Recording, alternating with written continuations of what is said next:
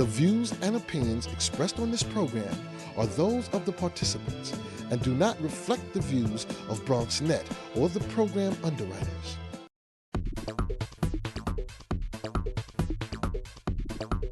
BronxNet. Your voice, your views, your vision. We do what we like. We do what we could. In the end, it's all good. In my Bronx backyard.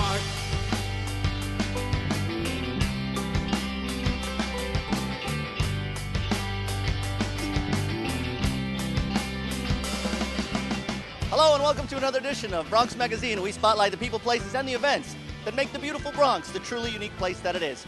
I'm Derek Woods. We're here at one of those great Bronx events, the 18th Annual Jewish Heritage Street Festival. It's one of the great events that we're going to be covering today on Bronx Magazine, and I tell you, it's going to be a whirlwind adventure.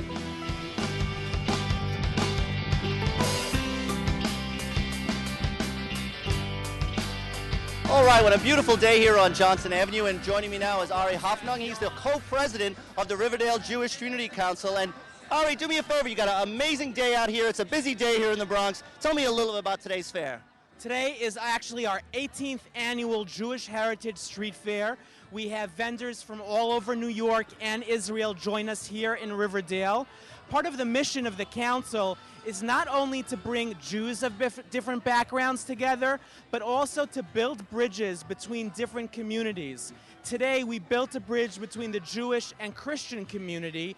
We had a church from the South Bronx come and perform with their gospel choir. So we had black African-American performers perform with Jewish performers, and it was really a unique Bronx celebration here, and something we're really proud of.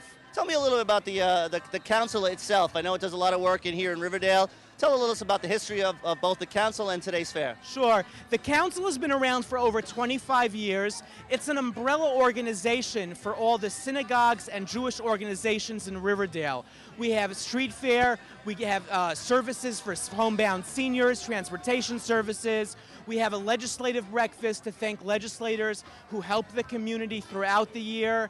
And we also have a wonderful website, shalomriverdale.org, which has a lot of community events and tells people what's going on in their own backyard, in their own neighborhood.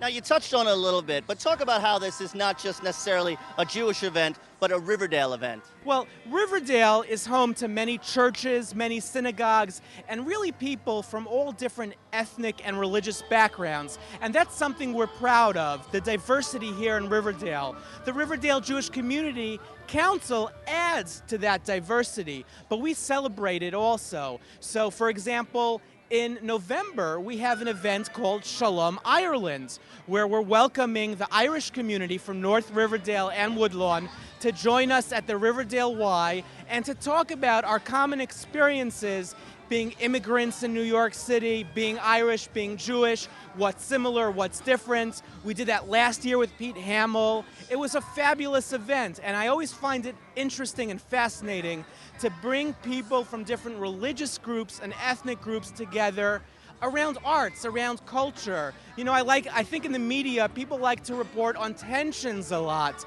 And BronxNet does a wonderful job on reporting on good things, on people coming together, on people getting along, on celebrating our diversity. And I thank you guys for that, because you play an important role. Well, thanks, Ari. I know you're very busy and you probably have to get back to the rest of the festival. As you can imagine, with a face like mine, I'm definitely going to be checking out the Shalom Irish Festival. And I'm going to let you guys get back to the Riverdale Jewish Heritage Festival. Thank you so much.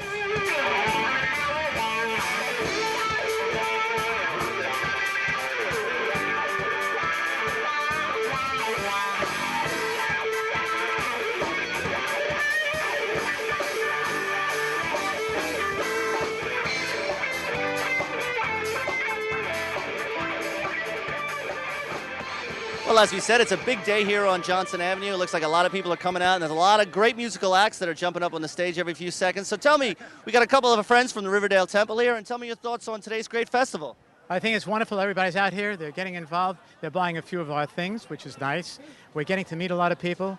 So a lot of them expressing interest in perhaps joining us at the temple, which is a beautiful temple. And we have this wonderful rabbi over here, Rabbi Lewis. And I'd like her to say a few words. Is that okay with you? Well, of course, of course. Tell me why this is so important to your congregation, Riverdale itself. Well, you know, Riverdale Temple was the first congregation in Riverdale at a time when there were very few Jews, and it was the only Jewish institution. So to see the way Riverdale has changed over the past 60 years is really quite amazing.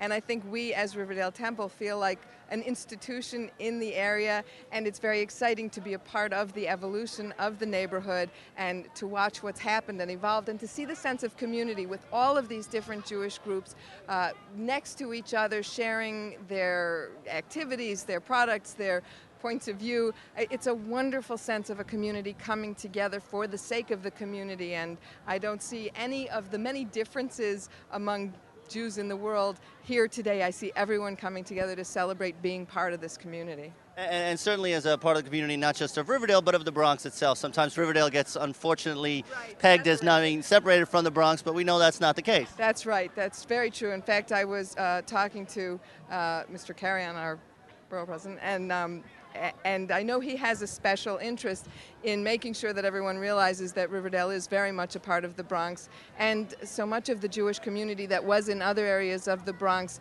has gravitated here as the demographics have changed, although I think we see demographics changing again, and I think the whole Bronx is being rejuvenated, and it's exciting to feel that we can be a part of that.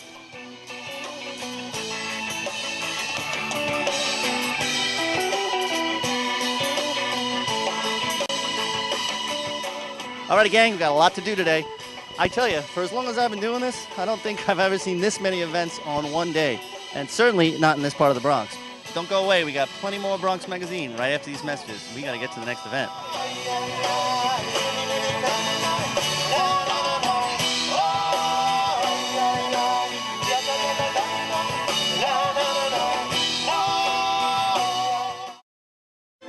The Bronx, the borough of 1.4 million people who come from all over the world with an expanse of cultures that enhance New York's all-America city.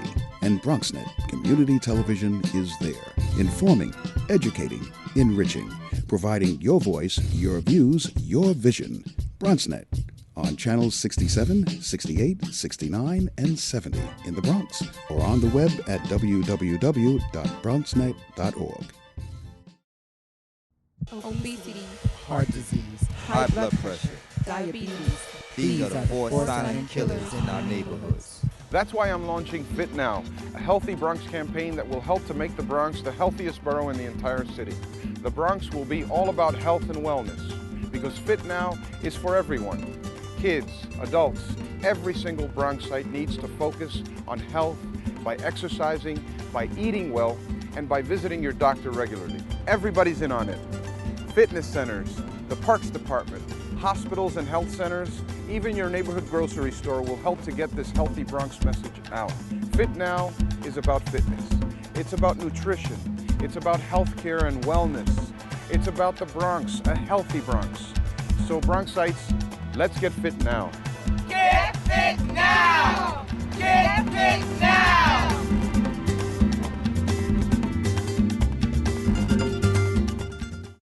What's a go bag? A go bag? Like B-A-G. I have no idea what a go bag is. I have no idea. I don't know. Never heard the term. A go bag? What's a go bag? A gold bag? G-O-B-A-D? Go bag? I really have no idea. I don't know what that is. Now for the right answers. Check our website or call for a free copy of Ready New York. Get prepared. I do not know what a go bag is. In my Bronx backyard, in my Bronx backyard, in my Bronx backyard.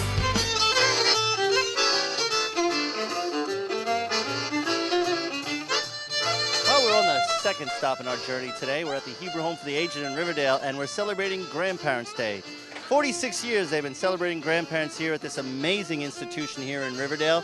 It overlooks the Hudson River with the beautiful Palisades in the distance.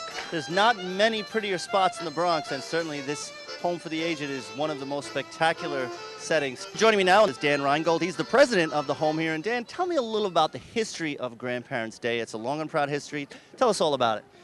Well, in 1961, the Hebrew Home recognized that we needed to have a day to recognize the importance of our grandparents, and we had a big festival here, and we then went to Washington and advocated for this to become a national holiday, and in 1987 it became a national holiday, and we're proud that it was created right here in the Bronx.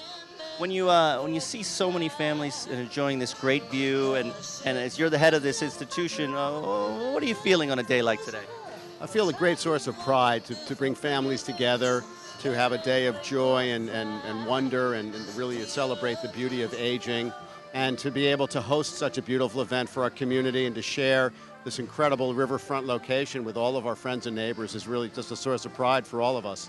It is a stunning view when you look out of the Palisades. And even this institution, I have to tell you, Dan, every time I come by, it looks like there's a new building or a new wing. You know, what is the secret of the Hebrew Home here? The secret is to provide wonderful care to people. And I think that the rest gets taken care of. But we're really proud of our staff and the quality of the care. And we work hard to be sure that growing old is dignified and wonderful and happy.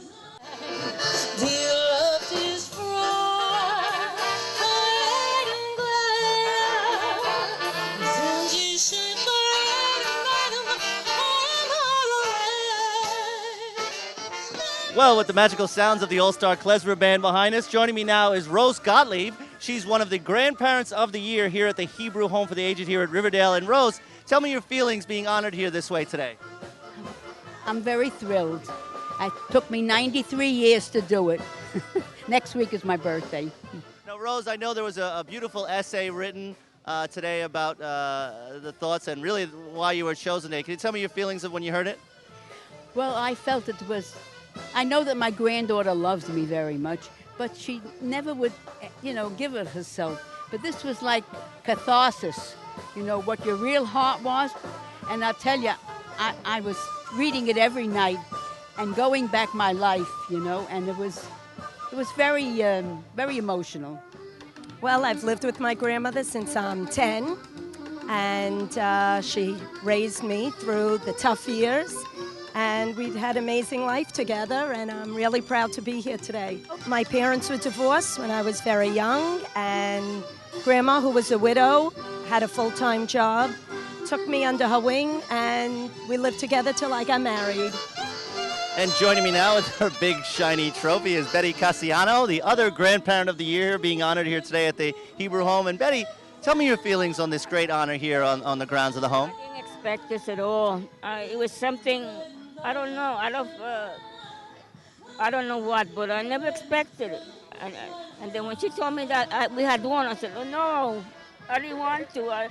I'm not a person that likes too much attention. So anyway, thank God that I'm very grateful for her and for my family, and I love everything that's going around. Well, the major factor in determining who the Grandparent of the Year was an essay written by a family member, and of course, Nicole wrote a beautiful essay about her grandparent. If you would tell us a little about the essay. Well, it actually was supposed to be 200 words or less, and I was having a hard time fitting it all in because there's so many nice things to say about my grandmother.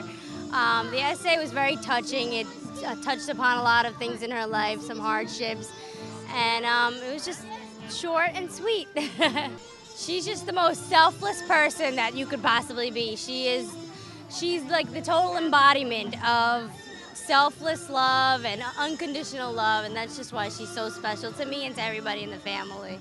Well, congratulations to you both. What a great honor this was here at the home. All right, plenty more to see and do right here on Bronx Magazine. Stay tuned.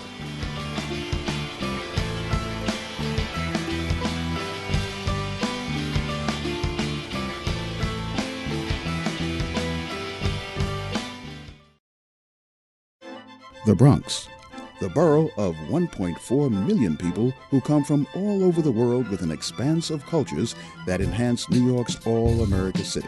And BronxNet Community Television is there, informing, educating, enriching, providing your voice, your views, your vision.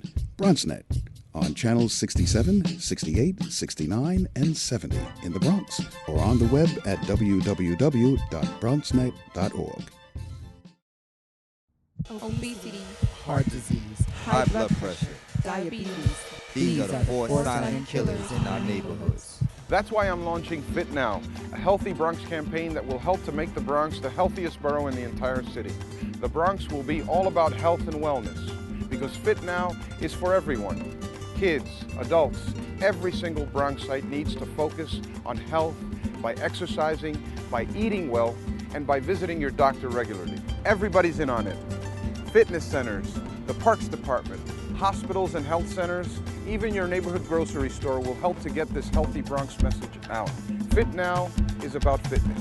It's about nutrition. It's about healthcare and wellness. It's about the Bronx, a healthy Bronx. So Bronxites, let's get fit now. Get fit now! Get fit now!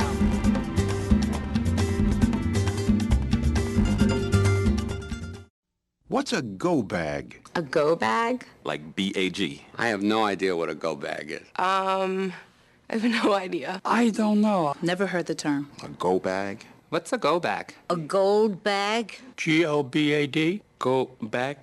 I really have no idea. I don't know what that is. Now for the right answers. Check our website or call for a free copy of Ready New York. Get prepared. I do not know what a go bag is. In my Bronx backyard. In my Bronx backyard. In my Bronx backyard.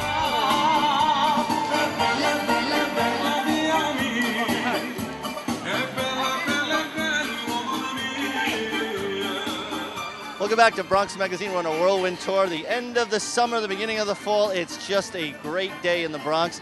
There are so many events going on today, and this is one of the great ones, the Ferragosto di Belmont. It's a celebration of the harvest dating back to Roman times in Italia. And certainly there's enough people out here celebrating the end of summer here today. Well, joining me now is Nick Tromberto of the Arthur Avenue Belmont LDC. Nick, tell me about today's Ferragosto. Well, this is not today. We started this 10 years ago with Belmont Arthur Avenue LDC and Ferragosto. Ferragosto actually in Italy is the half of August. But just because everybody's in vacation here in the United States, so we postpone, we take in the first week, the first and the second week of September, which is great. Every year is better and better and better. And this year, thank God, even the weather helps out. And it's a great event. We have a lot of artists from all over New York City, some talents from the area. And thanks to Joe Ciccio, which is the executive director, otherwise this work cannot be done. Nick, you have so many people coming from all over the tri-state area. What keeps them coming back to Belmont? Well, first of all, is the food. Is Arthur Avenue, 187th Street is literally known all over the United States. Sometimes I see people coming from West Coast to have an eat in Arthur Avenue. So the good food, the homemade, everything, it's genuine, just like in all country. And that's what people coming back from no matter where they are. I got boss today coming from West Virginia. So that means that we must do something good. It's not an Italian neighborhood like it used to be 40 years ago. When I remember coming to the United States 40 years ago, there were 40,000 people. Today, maybe we are 7,000, 8,000, but still going and hard. And we try to keep the neighborhood and the culture, still alive the way it was years ago and back then. And you're certainly doing a great job of it today. Thank you very much. Thank you. Thanks for coming. My pleasure, Nick. I'll let you get back to the Ferragosto and let you get back to the great Ferragosto de Belmont.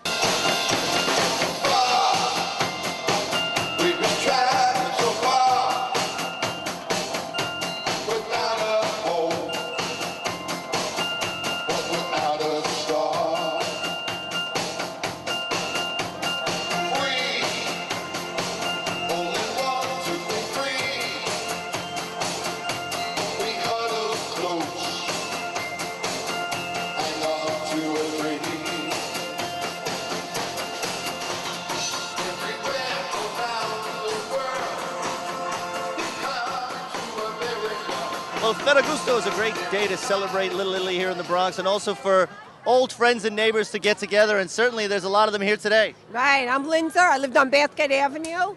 I'm Stephanie. I lived on Arthur Avenue. Well, tell me what it's like coming back here today. Wonderful. We do this often. We do this very often. This is our roots. We just love it. We meet our friends here. We reminisce. It's just wonderful. Sister Dolores and her husband Mario, 2 weeks. Hey, Mario, how are you? What keeps you guys coming back here to Little Italy? It's home. It'll always be home. We're here at Dominic's. Dominic's has been here for a long time, and the food is fantastic. Oh, yes, the food is good, and I think it's time for me to get something to eat, too.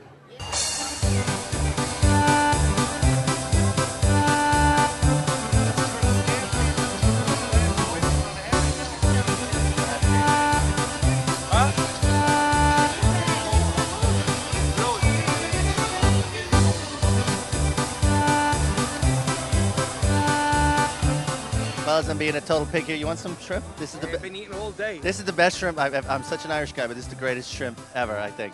Oh, yeah. Tell me, you guys travel a little bit to get here today. Yeah, we travel 120 miles to get here. We're from Callicoon, New York, upstate New York, near Monticello in Sullivan County. And we come down every year to Ferragosto because this is a great event. I mean, you have people here, you have food, and you have stuff from all over the world here. And that's why it's just a great event to be at. And the whole best part about it is free. You can come here and eat all day and nibble on the stands and eat what you're eating and have some calamari, have anything you want. Eat all day and look as good as you, and I'm sitting here going to... All right, I'll let you get back. Good. You guys have a good day. Thanks a lot. Thanks a lot. Down to Arthur Avenue in the Bronx, New York. There you go. Amen, brother. All right, well, I'm going to chow down on this fried shrimp.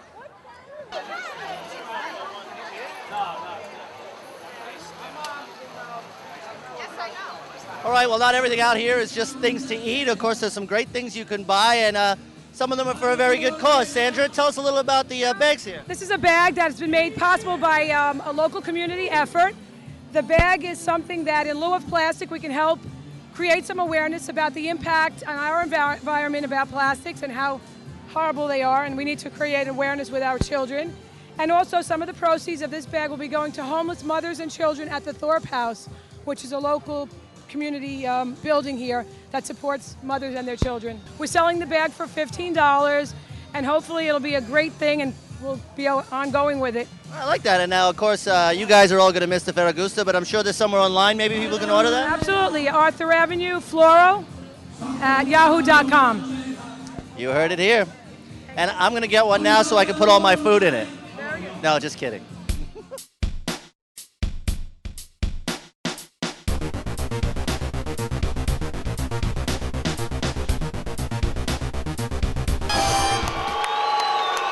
And finally, our last stop today, the Fordham Renaissance Festival.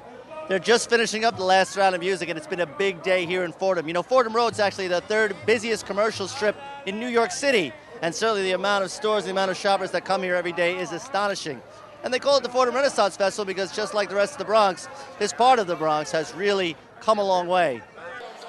We do this every year for about 12 years to celebrate the end of the summer, and we all come together in this beautiful borough and show the rest of the borough what we are, a very happy people. We love our culture, we love our music, and we're sharing it. The Bronx Central Council was experiencing some difficulty, asked me if I would be willing to help them manage the stage, and I obliged. Something I enjoy doing truly, but I have to give all of the credit to the Bronx Central Council for all of their work. Organizing, as I know, as a former special events coordinator, is not an easy thing to do. It takes a lot of work, it takes a lot of time. There's so many details that go into every aspect of putting an event with this magnitude, but they pulled it off. It's been great.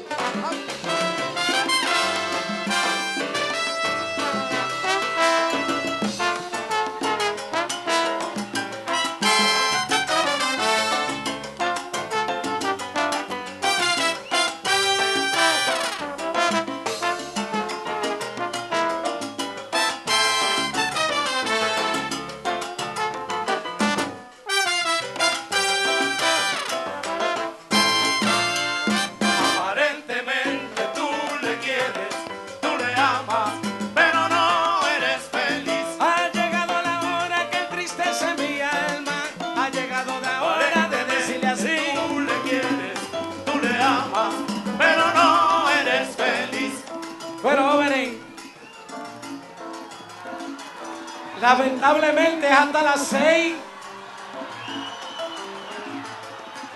Usted no tiene en casa. Todo el mundo haga así, todo el mundo, pero todo el mundo. Bye bye.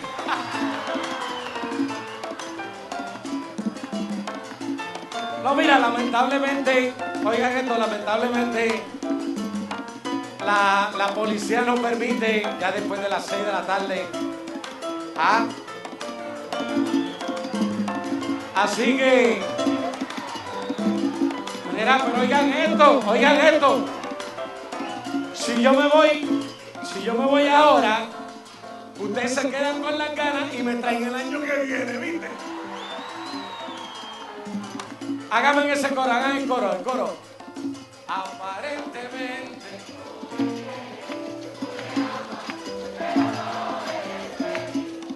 Ya son las 6 de la tarde, me dijeron que tienen que ir.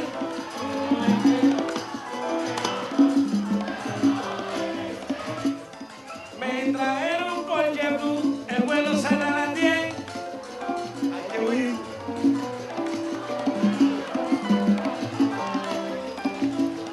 Dios me lo bendiga, yo espero verle en una próxima ocasión.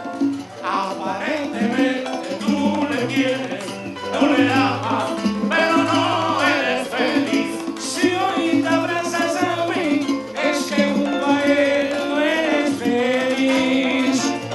Gracias, Latino, Dios me lo bendiga.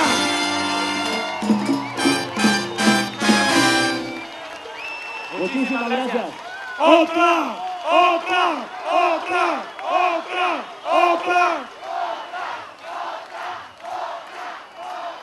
All right, well, that brings us to the end of another Bronx Magazine. Hope you enjoyed it as much as I love doing it. Now, if there's anything you ever want to see in the mag, just get in touch with me. You can fax me at 718-960-8354, or you can email me at bxmag@bronxnet.org. I'm Derek Woods. Hope to see you next time on Bronx Magazine.